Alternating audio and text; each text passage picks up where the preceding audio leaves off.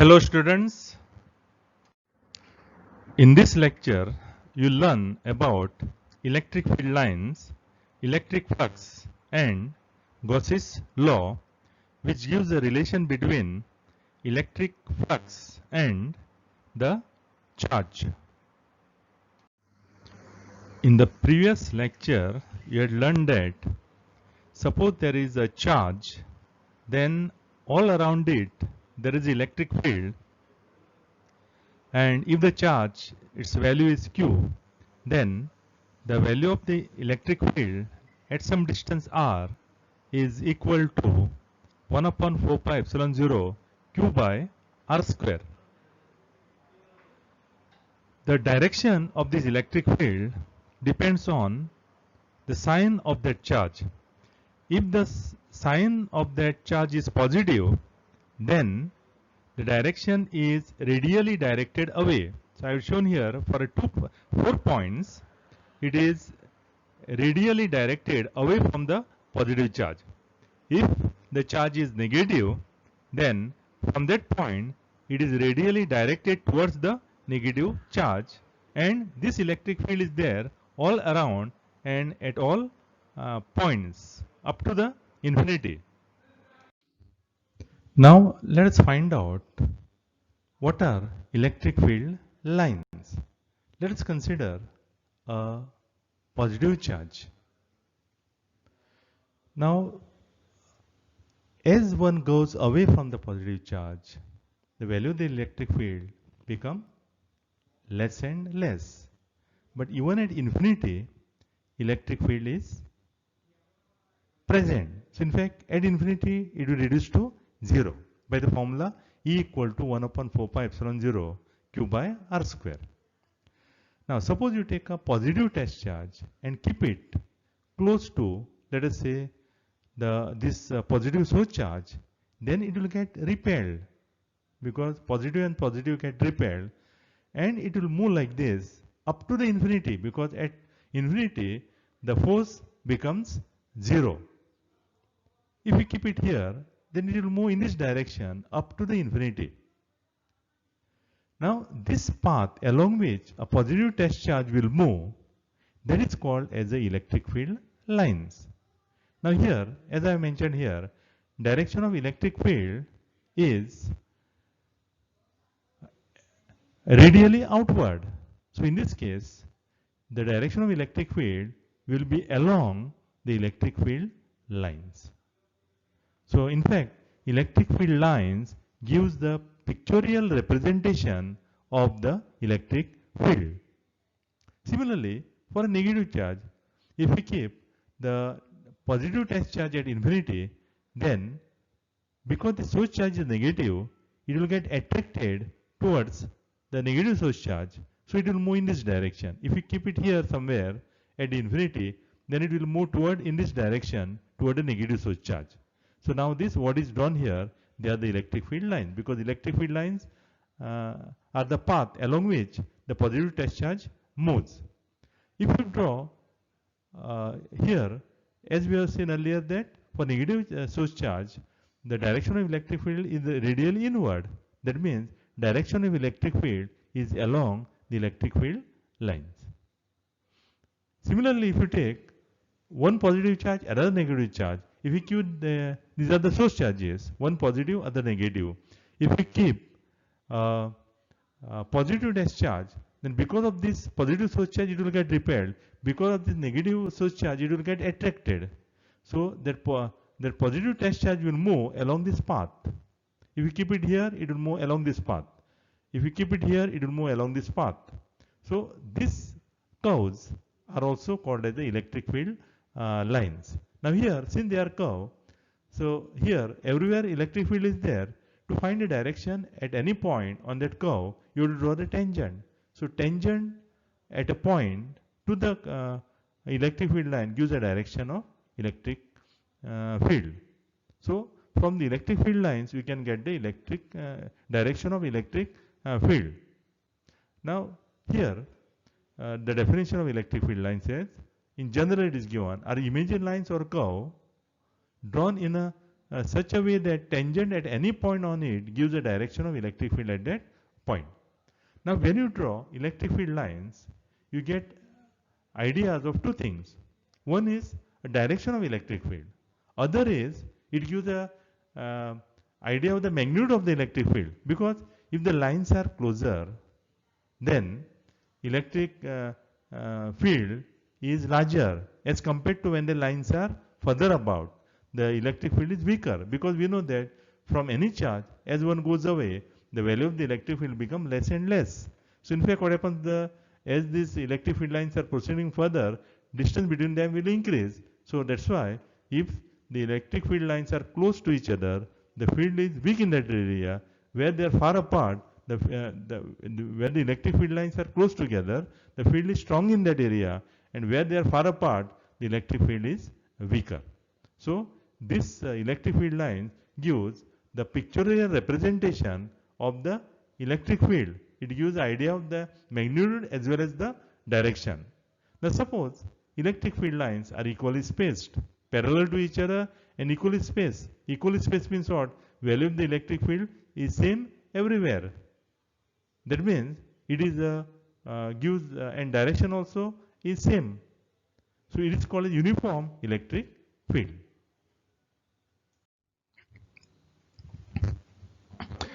We have seen about electric field lines in the previous slide.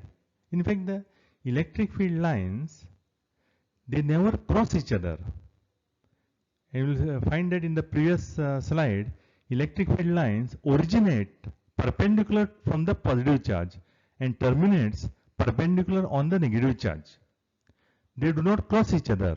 They are always continuous lines or curves. And when we draw the electric field line, it's not necessary that you have to draw all the line. Just draw here one line with an arrow. So that is a uniform electric field. And when we draw electric field line like this, that means somewhere on this side there is a positive source of charge is there, and somewhere on this side there is a negative source of charge.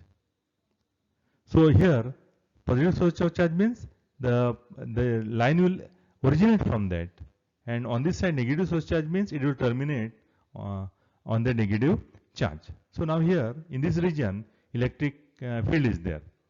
Now if you keep a positive charge here, then what will happen is this positive charge will get attracted toward the negative source charge.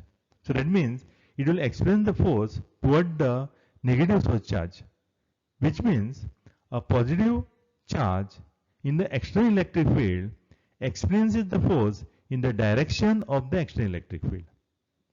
Similarly, if we keep a negative charge, then this negative charge will get attracted toward the positive source charge. In fact, it will get repelled from the negative source charge, because positive source charge is here, negative source charge is here. So this negative charge in the external electric field, it will extend the force in the direction opposite to that of the external electric field. We started this chapter with electric force. Now electric force was between the two charges. In order to describe a single charge, we introduced the concept of electric field. Then, to give pictorial representation of the electric field, electric field lines were introduced. Now, to calculate electric force or electric field, when there are many charges or a charge distribution, continuous charge distribution, then it becomes tedious to calculate the electric field. So in order to simplify the process of calculation of electric field, especially for continuous charge distribution, we introduce here the concept of electric flux. Now the concept of electric flux will be required later on to find the value of the electric field due to continuous charge distribution, and that will be given by the law called as Gauss's law. So first we started with the Coulomb's law. Now we are going to introduce another law called as the Gauss's law, with the help of which one can easily calculate the value of the electric field for symmetric charge distribution. But to state that Gauss's law, we require a concept of electric flux. So now let us say what is electric flux. Electric flux, symbolically it is written as phi and is defined as number of electric field lines crossing some imaginary area. This imaginary area sometimes called as Gaussian surface. Now let us consider the electric field. So these are the what are drawn, in fact, the electric field lines because of the positive charge. One can write it for negative charge or any charge distribution. One can draw the electric field lines. Now let us consider this area, this rectangle which is drawn here, as some imaginary area. Now how many lines are passing through this? Now suppose if you you can go on drawing lines like this. Then what will happen is the number of lines will increase. But we are not able to quantify the electric flux. Means to find the magnitude of the electric field, it is not possible to count the lines, because whatever diagram are drawn, we can go on drawing more and more lines. So to quantify the electric flux, that means to find the magnitude of the flux, we take into account a different physical quantity associated with this. Now here, suppose electric field is strong, then number of lines will be more. So that means more lines will cross this area. That means how many lines crossing the given imaginary area depends upon value of the electric field. So this flux will be proportional to the electric field, value of the electric field. Then if we increase this area, imaginary area, if we increase the value of this imaginary area, then again more lines will pass. So the flux is proportional to the area. Then beside this, suppose if we try to turn this, if we try to turn it, then what will happen is the number of lines will not remain same. So it also depends upon the orientation. So we write here, we introduce a cos of theta. So flux will depend upon the theta. So we will say that flux is proportional to cos theta. Now this EA cos theta, from the vectors we can write it as a dot product, vector E dot vector A. Now direction of electric field is this. Then direction of area vector is always perpendicular to the area. Suppose this is the area, then perpendicular to that is the direction of the area. So this theta is the angle between electric field and the area vector. Remember that area vector direction is always perpendicular to the given area. So now the flux equal to vector E dot vector A, or it is EA cos theta. Now suppose theta is 0, theta is 0. That means the angle between area vector and electric field is 0. That means this area vector and electric field coincide, which means this surface is perpendicular to the electric field. That means if the surface is perpendicular to the electric field, then maximum number of lines will pass, because theta is 0, cos 0 is 1. So maximum number of lines will pass. Suppose this surface you make parallel to this electric field. That means the normal to that area vector makes 90 degrees with the electric field. So this surface area is parallel to this electric field, there will be normal mix 90 degrees, cos of 90 degrees is 0, so flux will be 0. Because if it is parallel to the electric field, then what will happen is no line will cross that area. Okay, so then if you try to keep it at some inclined angle, then some number of lines will pass. So therefore, the phi equal to Ea cos theta will represent how many lines are passing over a given area. Now suppose you have a surface, and that surface, the electric field is not uniform. That means at a different point on the surface, say different point on the surface, the electric field is different. So then what we do is, we divide that surface into elements. Element means area element. Area element means the area tending to 0. Then over such small area, the electric field will be almost constant. So we get this E dot ds, the electric field and dot product with the area vector, but that is the element, so that gives the flux over that element.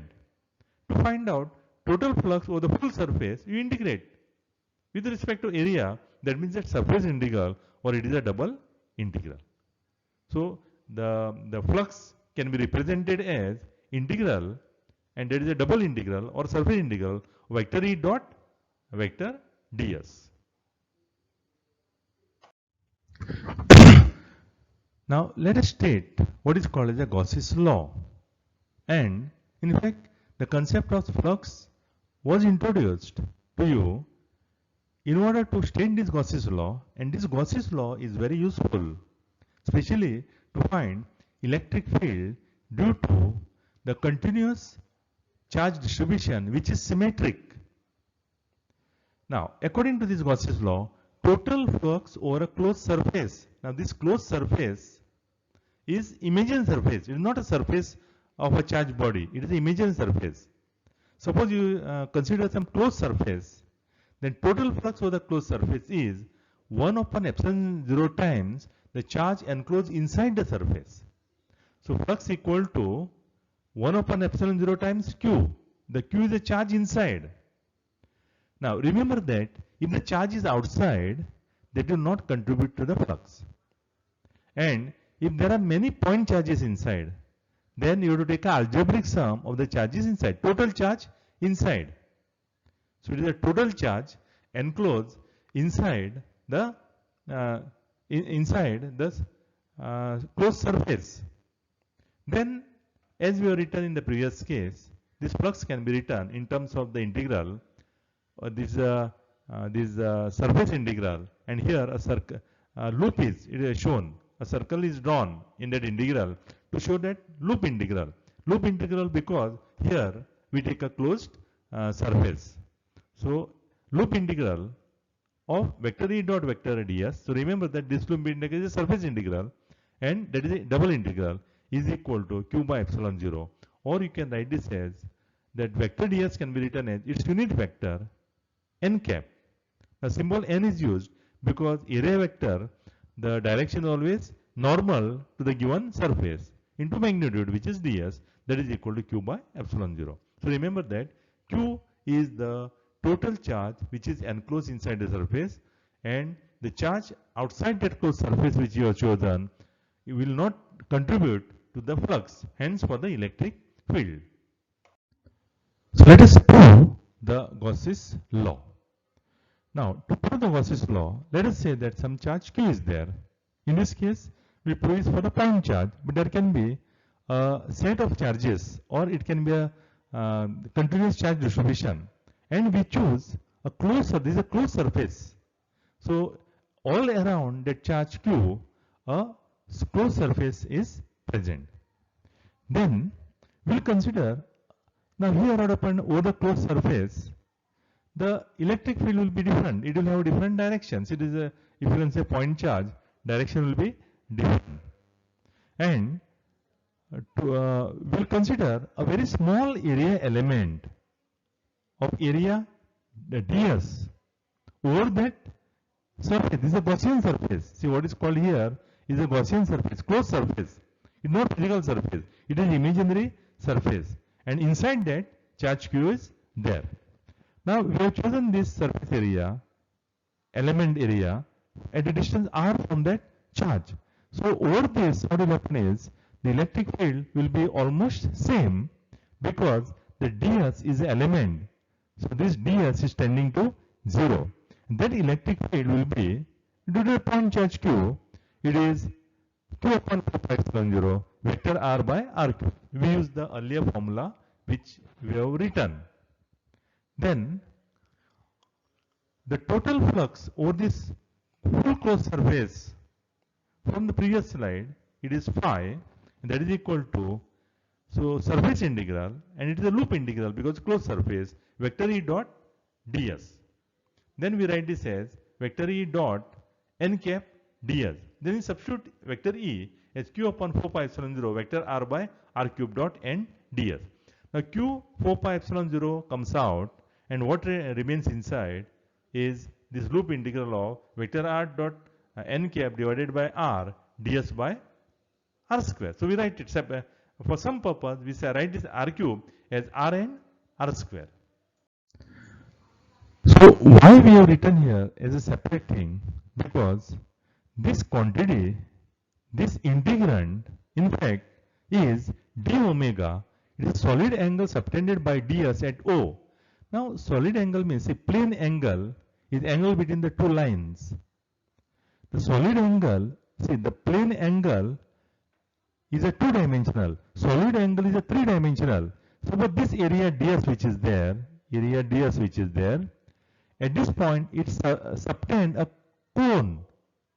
This comes in the what is called the solid geometry. There's a what we have studied is a plane geometry. So now here what we are using here is for the solid geometry. So a cone is there and angle made subtended at the vertex of that cone is that d omega, and solid geometry tells us that it is this vector r dot n cap by r into ds by r square. So we replace it by d omega.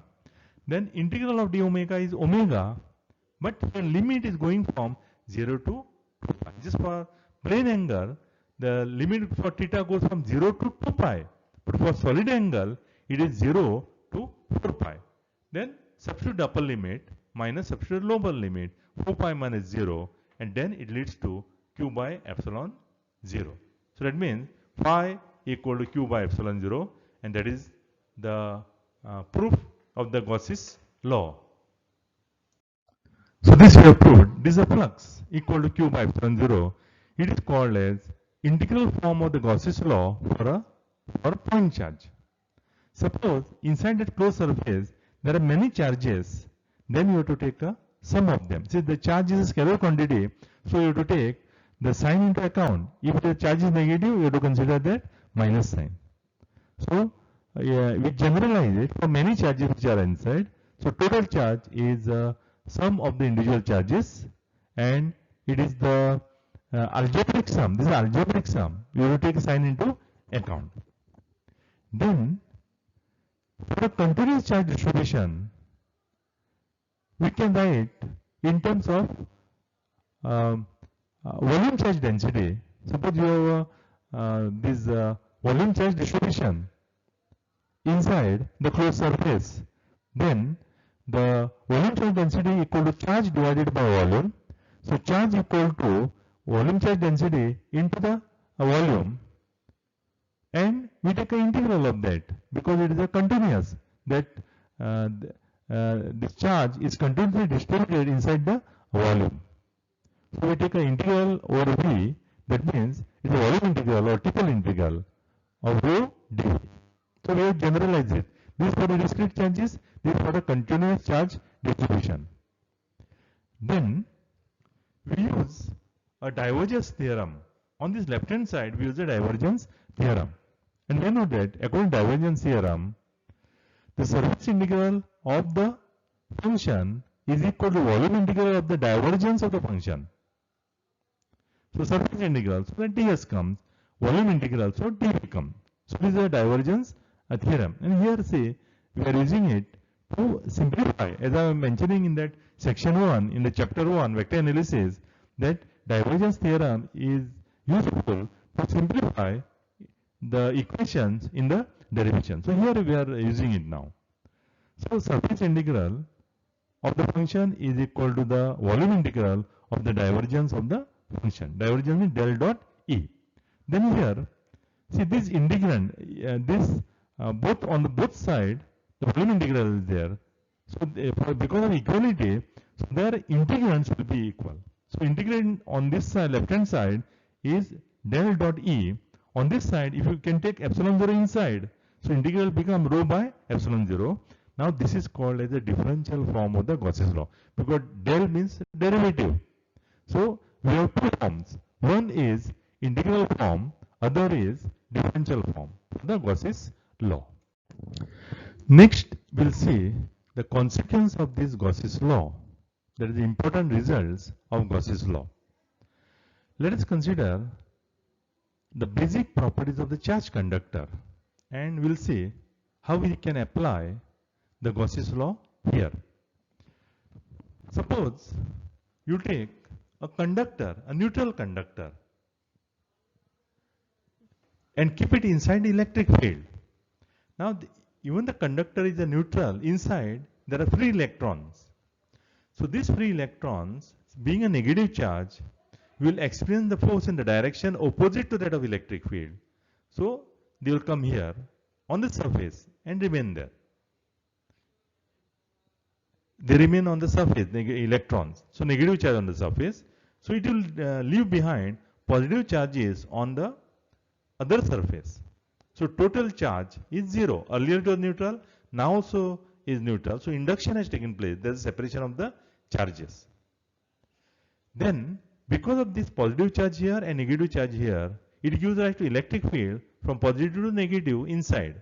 So here, beside that external electric field that is there, inside there is also electric field is created because of this positive charge layer on one side and negative charge layer on the other side. Now this equal and opposite, so they will cancel. So now electric field inside will be 0, but outside electric field is there. So inside it is 0. So electric field inside the charge conductor is 0. There is the first property of the charge conductor. Now because the electric field is 0, so if you use here the Gauss's law, del dot E equal to rho by epsilon 0, rho is 0. Suppose E is 0. If E is 0, that means rho will be 0. Rho is 0 means what? Charge density inside is 0. That means there are no charges inside the conductor. So this is the second property. Volume charge density inside a conductor is 0 because electric field is 0. And because volume charge density inside is 0, there are no charges inside a conductor. Then, so the second property is a consequence of the first property. Then, since there are no charges there inside, so charges must be on the surface. So, consequence of the second property is the third property. So, charges resides on the outer surface. You can even apply the Gauss's law. If you draw some closed surface inside, it does not enclose any charges inside. So, electric field inside is 0 and charges are there on the surface. Now, charges are there on the surface. Then, here the field lines will be perpendicular at any point on the surface. Since field lines are perpendicular at any point on the surface, this surface is what is called as the equipotential surface. Means potential on that surface will be equal. So entire surface of the charge conductor is an equipotential surface. The Gauss's law can be used to find out electric field due to a continuous charge distribution. We will take one of the general example of application of the Gauss's law to find electric field due to a charged conductor. Suppose conductor is charged. What is electric field at any point near the surface? So now here, as we have mentioned in the previous slide, charges reside only on the surface of the charged conductor. So now what we will do here is, we will consider a Gaussian surface just inside the surface of the conductor. See, Gaussian surface means some imaginary surface. Since there are no charges inside a conductor, electric flux through the Gaussian surface is 0. This implies that electric field inside the conductor is 0. This we have already seen in the previous slide. So now this is the conductor which you have taken, and we already mentioned in the previous slide that inside electric field is 0. Now we will try to find out electric field just outside the surface. Now let us say that this is having the surface charge density sigma. So charges are there on the surface. Although electric field inside is 0, there are no charge inside, the charges are there on the surface. Now we will consider a Gaussian surface of this shape. This shape is a cylinder with a negligible height, very small height. It is called the pill box. The word pill comes from the tablets. Sometimes tablets are called the pills. So the pill box. Pill box means height is small as compared to area of the cross section. Then this area is also very small. We write it as ds, and here just below the surface the electric field is 0, because inside the conductor electric field is 0. Just above the surface of this conductor there is electric field, and by rule it has to be perpendicular to that point, because electric field lines originate perpendicular or terminates perpendicular from the point on the charge surface. So over this surface, or the top surface of this pill box, the flux is there, whereas lower surface of this pill box the flux is not there, because electric field is 0 here below the surface. Above the surface electric field is there, so over this there is a flux, and that flux will be equal to E into ds, because direction of a reactor is normal and electric field is here also normal. So total flux of the pill box phi equal to E ds. Only that upper surface will contribute to the electric field. Even this side surfaces, electric field will be parallel to that, so flux will be 0. Then inside this closed surface, the charge enclosed is sigma into ds. Sigma is the surface charge density. So surface charge density is charge divided by area. So charge is equal to the surface charge density into the area. Then this Gauss's law, we use here Gauss's law, the flux equal to Q by epsilon 0. The flux here E ds, Q is sigma ds. So ds cancels and we get E equal to sigma by epsilon 0. So for any conductor, the electric field just outside is equal to sigma by epsilon 0. So here to find this value for the electric field due to the charged conductor, we have used the Gauss's law. Now we will solve one of the problem. It is given in the notes. You refer page 7, problem number 11. The problem says that electric field in the atmosphere at Earth's surface is approximately 200 volt per meter. So here electric field, one unit is newtons per coulomb, another unit is volt per meter. So you can use any one of them. It is one and the same, volt per meter or newtons per coulomb, directed downwards. So in the atmosphere, Earth's atmosphere, electric field is towards the Earth, which means that there are negative charges on the surface of the Earth and positive charges in the atmosphere. Now this happens because in the atmosphere the neutral atoms or molecules get ionized, and that Earth surface is constantly showered with the electrons from the molecules or the atom, leaving behind positive ions in the atmosphere.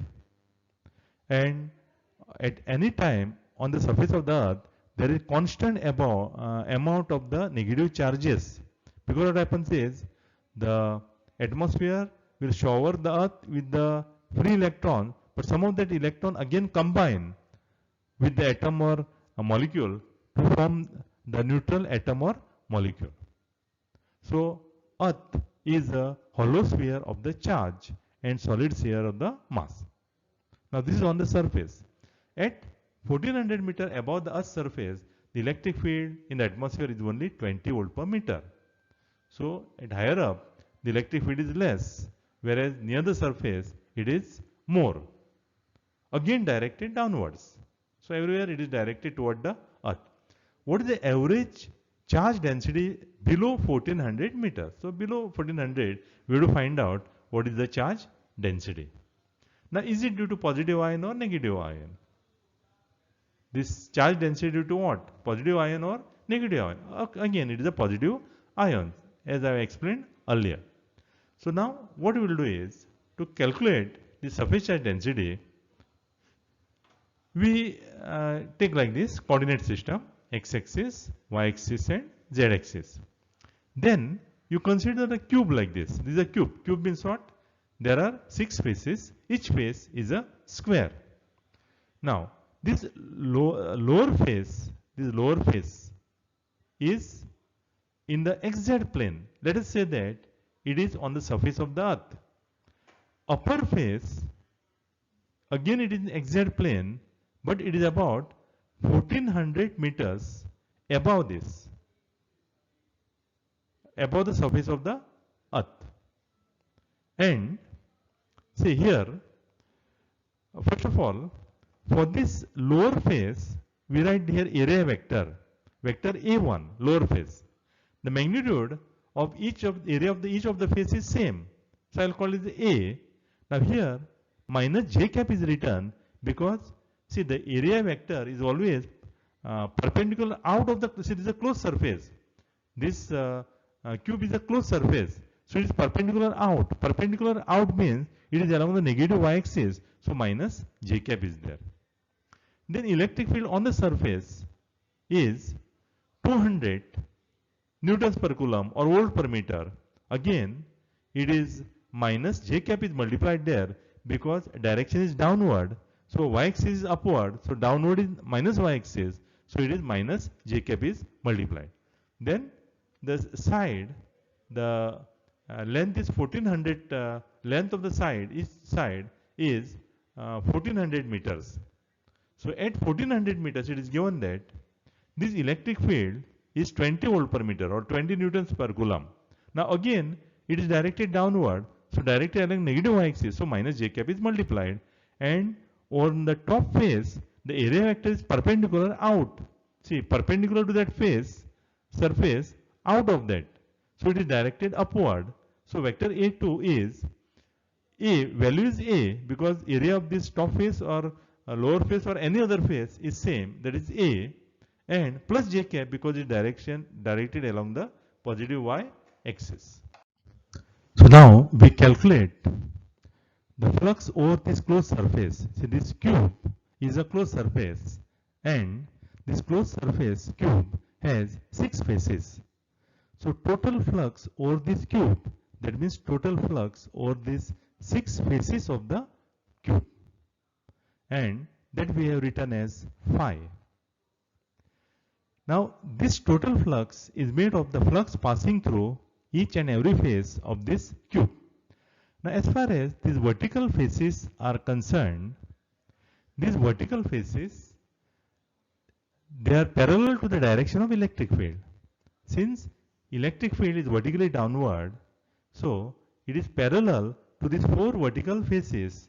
So the flux will not cross that face. So the flux here will be 0. So what remains is a top face and a face below. So above face and below face. So now here we have written total flux equal to flux passing below the face and flux passing over the above face, because vertical face is the flux is 0. Then a total flux, we use a Gauss's law here for the total flux on the left hand side, is a charge enclosed inside. So let us say charge enclosed inside this cube as Q, and Q by epsilon 0. This is a Gauss's law. Then the flux below electric field is E1, vector E1, and we take a dot product of area vector, vector A1. Then flux above, we take the dot product of vector E2 and vector A2. Then we substitute here that vector E1 is minus 200 j cap dot vector A1 is minus a j cap plus vector E2 is minus 20 j cap dot vector A2 is a j cap. Then here minus minus plus 200 into a is 200a, and j dot j is 1. Here minus comes here, 20 into a is 20a, and j cap dot j cap is 1. As we have seen in the very first lecture on the vectors. Then therefore this q by epsilon 0 equal to 200a minus 20a, that is 180a. We want to find out a surface charge density in this region. So by definition of surface charge density, charge divided by area. So charge divided by area, so it is 180 into epsilon 0. Epsilon 0 is 8.854 into 10 raised to minus 12, and when you calculate, you get 1.593 into 10 raised to minus 9. And the unit for it is surface charge density, coulomb per meter square. Again here we get a positive, sigma is positive, that means the surface charge density is because of the positive ions in the atmosphere.